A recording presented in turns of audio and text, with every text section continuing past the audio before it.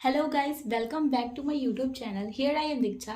आज मैं आप लोगों के लिए इम्पोर्टेंट क्वेश्चंस लाई हूँ जो कि बहुत ही ज़्यादा हेल्पफुल होने वाला है, जो अभी फर्स्ट सेमेस्टर का एग्ज़ाम दे रहे हैं, स्पेशली उन लोगों के लिए जो विनोबा भावे यूनिवर्सिटी के स्टूडेंट्स हैं।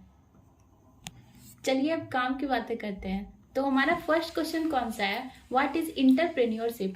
जैसे कि हम लोग सब जानते हैं कि हमारा सब्जेक्ट का ही नाम है इंटरप्रेन्योरशिप, तो ये तो सबसे ज़्यादा चांसेस है भाई कि अगर चैप्टर्स है हमारा तो ये तो वैसे भी फर्स्ट चैप्टर्स ही है और सब्जेक्ट का ही नाम है इंटरप्रेन्योरशिप, तो ये तो बहुत ज़्यादा ही चांसेस है कि ये क्वेश्चन जरूर आएगा। तो फर्स्ट क्वेश्चन आप लोग सबको अच्छे से रिमेंबर कर लेना, गूगल कर लेना और अच्छे से उसको हम लोग पहले समझ लेंगे। क्वेश्चन रटना नहीं है, पहले समझना है, उसके बाद रटना तो आसान हो जाता है। और सेकंड क्वेश्चन कौन सा है?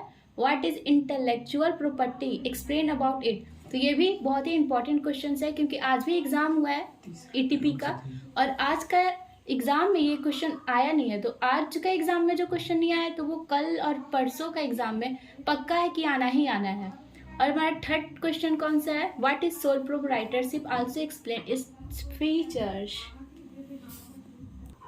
तो ये क्वेश्चन जबकि है जो व्हाट इज सोल प्रोप्राइटरशिप, अगर सोल ट्रेडिंग में रहेगा तो हमारा क्वेश्चन वही रहेगा। अगर उसका भी अगर थोड़ा सा क्वेश्चन घुमा कर भी आता है तो आंसर आपका यही होगा, तो इसको अच्छे से याद कर लेना। फिर फोर्थ क्वेश्चन कौन सा है? Describe the meaning and characteristics of partnership. तो पार्टनरशिप में तो आप लोग पहले भी पढ़े होंगे, जो कि 12th में हम लोग अच्छे से पढ़े हैं। पार्टनरशिप का एक अलग चैप्टर्स ही है जिसमें बहुत सारा उससे रिलेटेड है, तो ये हमें अच्छे से समझ लेना है, याद कर लेना है। इसका जितना भी बोला जाए तो विशेषता है, साझेदारी के अर्थ और विशेषता, वो अच्छे से रिमेम्बर कर लेना है।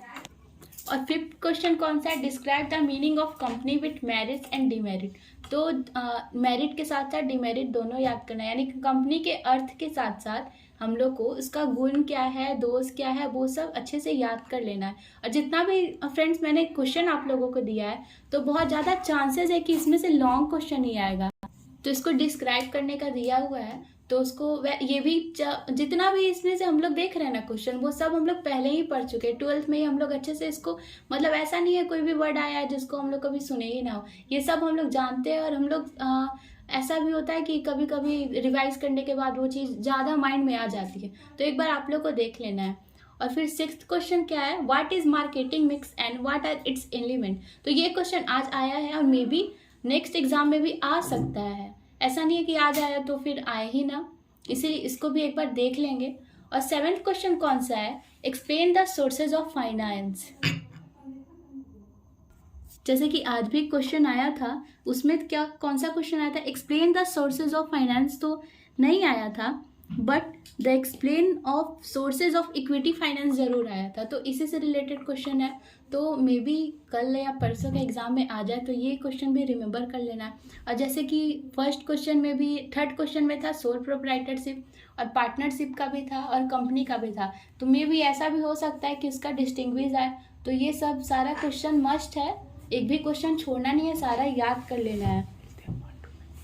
अब मिलते हैं नेक्स्ट एग्जाम में।